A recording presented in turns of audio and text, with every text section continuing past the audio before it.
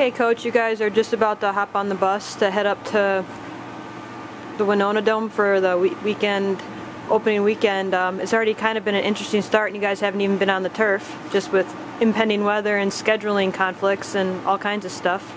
You know, hat goes off to Greg Jones, the head coach up in Winona, for really all the work he's done for this tournament. And then to think about playing indoors, not a problem. You know, weather isn't going to cause that to be an issue, and now weather is causing it to be an issue to the point where some of our Missouri teams are having issues getting up to Rochester. And so he's done a great job of rearranging the schedule, but the schedule's changed probably about 6 times. And so as a coach, you're prepping for one team, and then you get a new updated schedule, and now you got to start prepping for another team. It just kind of changes your philosophy and how you got to go about this weekend, knowing that the weather's going to pose an impact on what teams do make it up to Rochester. We've got a couple teams that are all traveling tomorrow after the storm, so hopefully they'll make it there for Saturday's games. Otherwise, Saturday's games could be all tossed up with a coin flip of teams just playing each other in a round-robin format. Well, at the moment, you guys open against Winona State, obviously a team that went 44-12 last year and 6 straight regional appearances, and I believe they were picked 3rd in the Northern Sun in the preseason poll. You guys faced them early last year and lost 7-1. I remember correctly, you guys had more errors than hits in the game, so kind of what's your initial take on Winona, and what do you remember from the first time you guys faced them last season? You know, they're a talented ball club, coached very well, and they've got some pitching. Britt Stewart will be their #1 probably this year, and I expect to see her. It's Winona's first games of the year as well, and I would expect him to throw her against us. Knowing that, we got to come out with our bats and be ready to attack her. Hoping that just for first game jitters, there's things that get left over the plate that we can capitalize on. After her and after their pitching depth, they kind of are going to look a little different than last year. They're going to be a lot younger. They lost a really good senior class last year, and that added to their infield and their outfield depth. But now this year they're going to be playing a little younger, and so hopefully with this team playing a little older and with a lot of our seniors battling for starting spots, hopefully our experience will uphold us so that that stat that you referred to of errors over hits doesn't happen again to us. I'm sure first game jitters or first weekend jitters probably had something to do with it too. Absolutely. First year of me coaching the team, first really season game for the team together.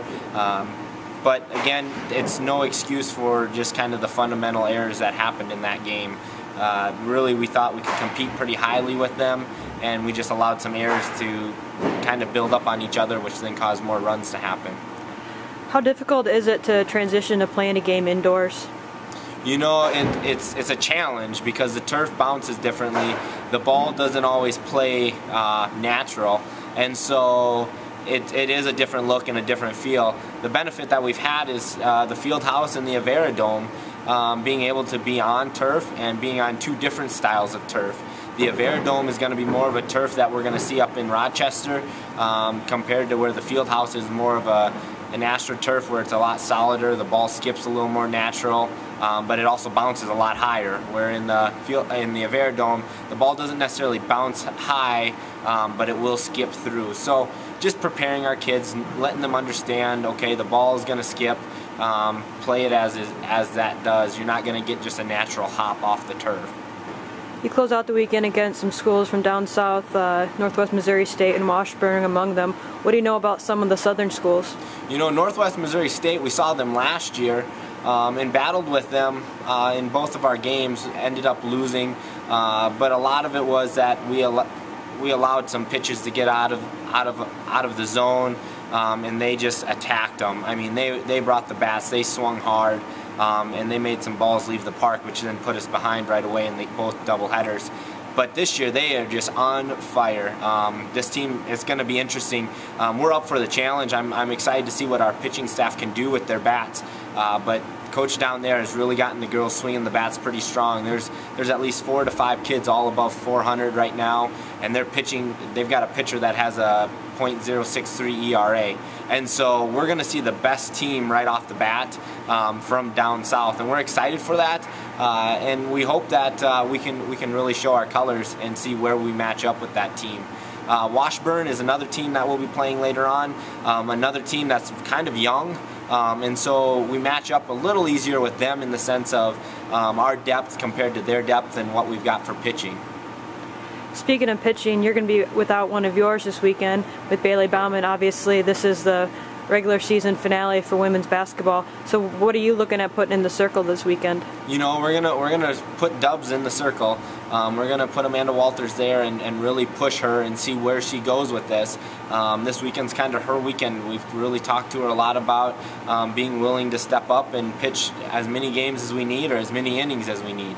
Our two freshmen, Shay Hoskins and Michelle Ritland, they'll have some roles in this as well. But right now, it's really seeing what Amanda can help us push forward without Bales right now. Expectations for the weekend are? You know, we really want to compete, and I want to see this group of young ladies really go out with an energy level. They're excited to be playing. They're excited to get up there, and hopefully that will carry over. We really look at this weekend as a building weekend. It's a good weekend to measure ourselves against the MIAA schools and really see where that's going to put us in the regions once we get to that point.